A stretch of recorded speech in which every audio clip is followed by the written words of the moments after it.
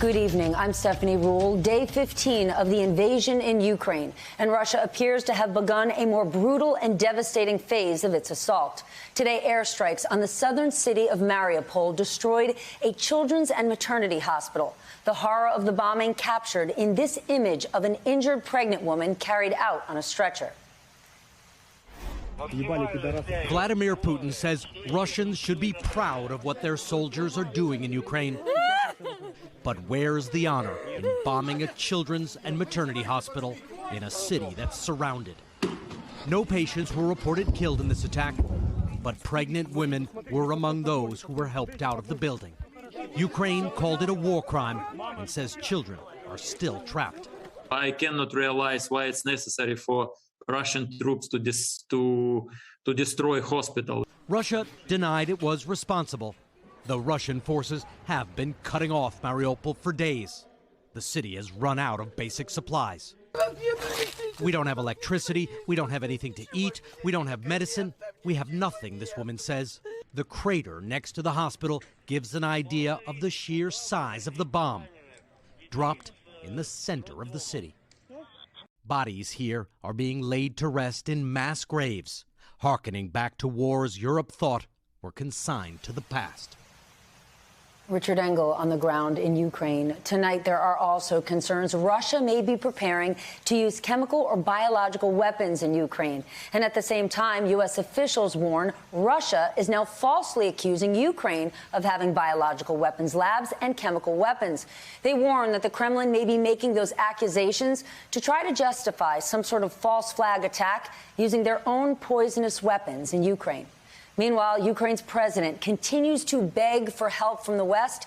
In an interview with Sky News earlier, President Zelensky said other nations must act now before it's too late.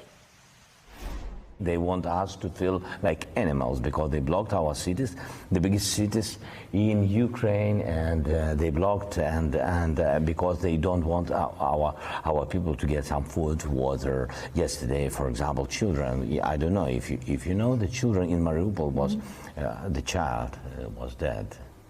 Yes, you know that is the idea of this operation, or I don't know how was Putin telling about it. So that is the idea to do with Ukrainians animals, but we are not. So how do you stop it? Are you prepared to do a deal? You've said you're happy to talk. We can't stop alone all this. No, How do you think it is stopped? How is it going to only if the world will unite around Ukraine. They are uniting around Ukraine. They are not. They are still. It's still very slowly. It's still very slowly. But you can feel it only when you are here, because the people from Europe or USA, it's far from Ukraine. It's far from the heart of this tragedy, and you can't see, you can't understand the details because you are not fighting here. And I understand why. And I don't want them to fight, but these countries can help, can unite. Because we can't speak about the close, I'm sorry that I'm speaking again and again about this problem, but we spoke about children hospitals, etc. And you know the number of these child deaths and so we are speaking about closing the sky. You can't decide to close or not to close.